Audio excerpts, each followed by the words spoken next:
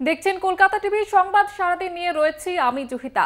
মাঝরাতে বসিরহাটে ধুন্ধুমার। বসিরহাট এসপি অফিসের সামনে থেকে আটক সুকান্ত মজুমদার সহ বিজেপির কর্মী সমর্থকরা এবং তারপরে তাদের 1 ঘন্টা পরে ছেড়ে দেওয়া হয়। আপনাদের যেমন জানাচ্ছিলাম যে গতকাল মাঝরাতে একেবারে ধুন্ধুমার পরিস্থিতি তৈরি হয় বসিরহাটের এসপি অফিসের সামনে।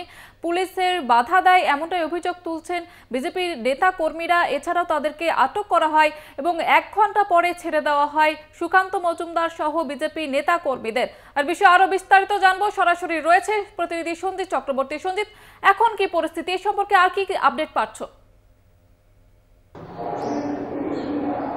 তখন রাজ্যে বিশেষ করে বিজেপি সভাপতি সুকান্ত মজুমদার গতকালকে যখন আটক করে বসিরহাট স্টেডিয়ামে আনা হয়, তারপরে প্রায় 1 ঘন্টা আটক করে রাখা হয়। সেই আটককে কেন্দ্র করে রীতিমতো ধুন্ধুমার পরিস্থিতি হয়। পুলিশের সঙ্গে বিজেপি নেতাকর্মী সমর্থকদের ধস্তাধস্তি শুরু হয়।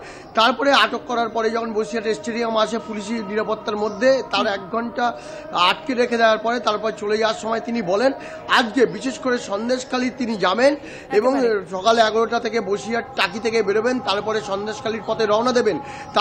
তিনি গিয়ে সেখানে সরস্বতী পুজো করবেন। পাশাপাশি কিন্তু ইতিমধ্যে পুলিশ কিন্তু নতুন করে সন্দেশখালী, এইটা তোমাকে আপডেট দিয়ে দিই, কলকাতা টিভিতে নতুন করে 19টা পয়েন্টে কিন্তু 144 ধারা জারি করেছে। বিশেষ করে ধামাখালী, সন্দেশখালী আর ওই অন্যদিকে ত্রিমণি এলাকায় যেখানে বারবার উত্তপ্ত হয়েছে